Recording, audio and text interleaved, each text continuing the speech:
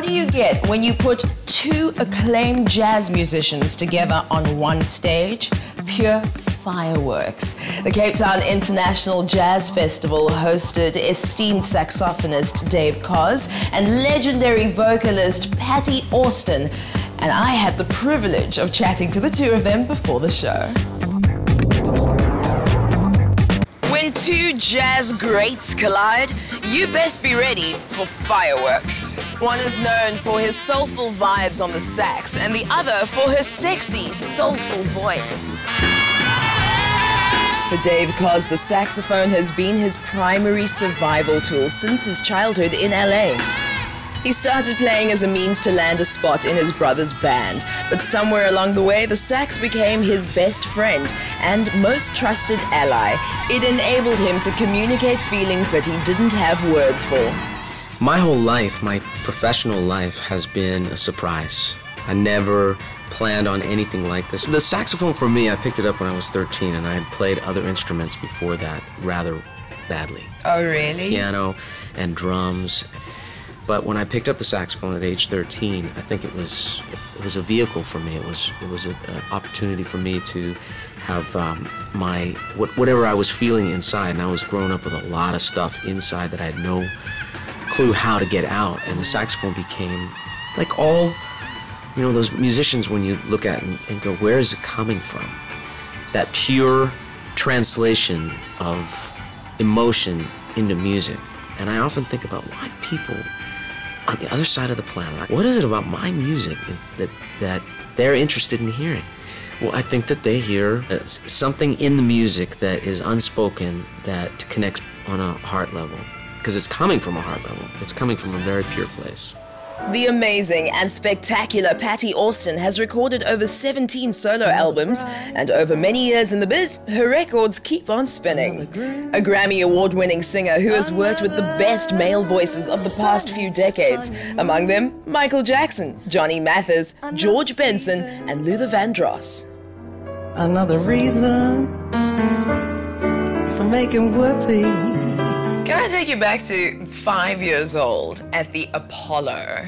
How did that happen, getting up on stage for the first time? It was as a result of a relationship that my dad had with a marvelous, wonderful, talented person who became my godmother named Dinah Washington. And we went backstage after Dinah's show, and Dinah, being facetious, leaned over to me and said, "Hi, honey, I'm Dinah Washington, and I'm a singer." And so I said, "Oh, well, I'm Patti Austin, and I'm a singer, too."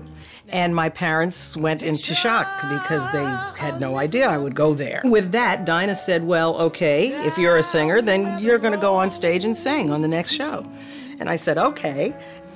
So, showtime, Dinah introduces me. I walk out on stage, but the musical director forgot to tell the band that it was in a different key, so they started playing it in the key that was on the music. And I stopped them and said, "You're in the wrong key." And the audience went crazy, and I said to myself, "I like this!" And that was it. And that was it. And that was it. And I ran off the stage after I finished singing, and there was this guy standing in the wings, and he said, "I've got to have this kid on my show. I open here next week. I've got to have her." And it was Sammy Davis Jr. What is the key to longevity, though? Well, I think in my case, it's versatility. You know, because of the time that I came up in the business, there were so many different forms of music happening, you know, and it was just considered that's what you do. You just make music. So depending upon where I am in the world and what the supply and demand is, I'm able to do a show pretty much anywhere about pretty much anything. So the relationship between you, Dave, and Patti is just effervescent. Your collaboration on stage must be... We get very serious on stage. But mind-blowing, the two talents. The joy of working with Dave is that we're both hams. We both believe in a very high entertainment level. The first time I ever saw Dave do his show, I was lusting after being on stage with him because he doesn't just stand up there and play saxophone. This is what I love about what he does. He entertains, he performs. And whenever we have the opportunity to work together, we just get into this exchange about, well, how do we ramp this up beyond just standing there and singing a bunch of songs together, which is going to be great. But it's even more fun if we can add other elements to it, add some humor or do some material that people don't expect us to do.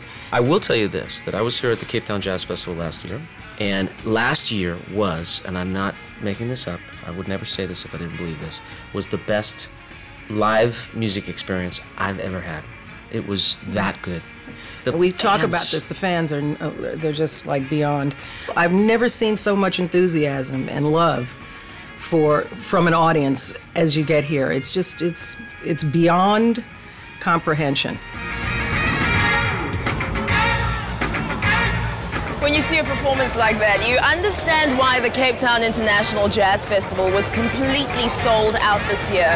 The rhythm, the soul, the funk. Cape Town is absolutely alive, and I'm gonna go have myself some fun.